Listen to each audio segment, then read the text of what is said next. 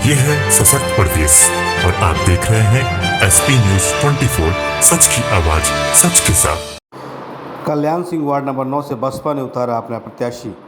लखनऊ नगर निगम चुनाव को लेकर सभी राजनीतिक पार्टियां लगातार अपने प्रत्याशियों को उतारने पर लगी व जी जान से मेहनत कर रही हैं। साथ ही नगर निगम चुनाव पर टिकट पाए हुए प्रत्याशी जनता तक पहुंचने का कार्य भी कर रहे हैं।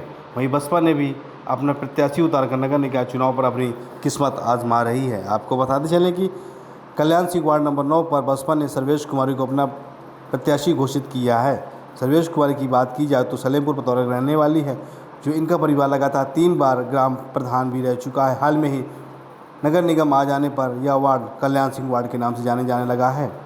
बसपा ने अपनी प्रत्याशी सर्वेश कुमारी को उतार कर नगर निगम पर चुनाव लड़ रही हैं और सर्वेश कुमारी प्रतिनिधियों ने मीडिया से बात करते हुए कहा कि हमारी जीत पक्की होती है तो हम जनता की हर सुख सुविधा, लाइट, सड़क, जल जैसी योजनाओं की सुविधा प्रदान करेंगे।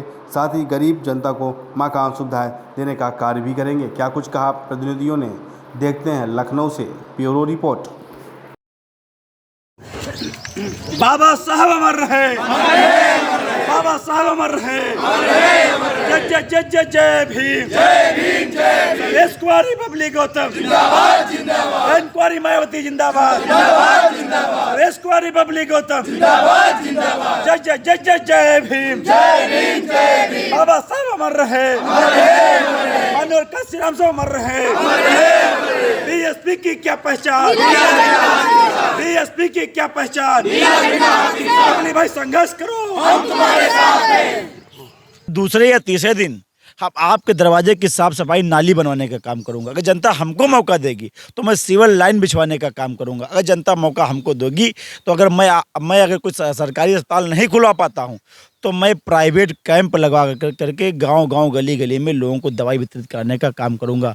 अगर जनता मुझे मौका देती है तो मैं जो बच्चे पढ़ना चाहते हैं, आज इतनी ज़्यादा फीस हो गई, गवर्नमेंट स्कूल में पढ़ना चाहते हैं, वो बच्चे पढ़ नहीं पा रहे हैं। अगर जनता मुझे मौका देगी, प्रत्येक गांव में प्राइवेट एक संस्था के रूप में कोचिंग डाल करके उन बच्चों को शिक्षा के क्षेत्र में आगे बढ़ाने के लिए काम करूंगा।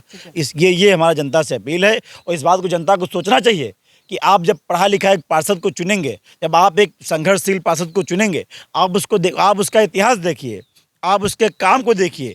आप ये सब जब देख के वोट करेंगे तो आपको पतौरा प्रधान गुड्डू प्रधान जी की बहन सर्वेश कुमारी टॉप पे नज़र आते दिखेंगी। इसलिए मेरा निवेदन है कि गुड्डू प्रधान जी की बहन, बबली गौतम की बहन सर्वेश कुमारी को वोट दे। और जो मैं मुद्दे आपको बता रहा हूँ, ये जनता जिस तक मेरी आवाज़ पहुँचे वो इस वीडियो को पास रखे और पार्षद बनाने के बाद देखिएगा कि जब हमारा प्रस्ताव बनेगा, जब कार्यवाही बनेगी तो यही सारे मुद्दे, यही सब कार्य तैयार होगी।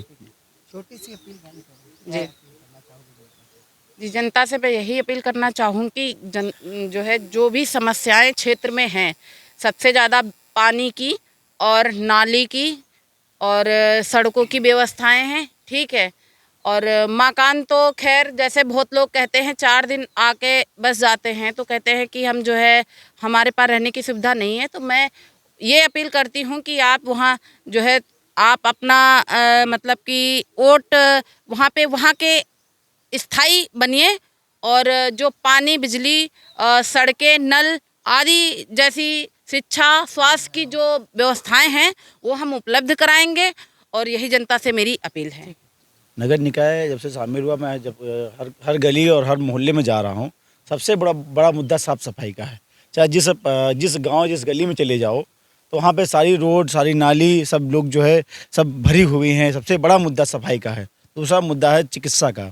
अगर देखा जाए यहाँ अगर कोई बुजुर्ग व्यक्ति, इस वार्ड का कोई बुजुर्ग व्यक्ति बीमार पड़ जाए, उसको अगर इलाज कराना हो तो कहीं पे आपको चिकित्सा की सुविधा आपको मिलने वाली आसपास मिलने वाली नहीं है। आपको बहुत दूर जाना पड़ेगा। अगर किसी के पास साधन नहीं है तो उसको बहुत दूर जाना पड़ेगा। तीसरी समस्या सबसे बड़ी शिक्षा की है।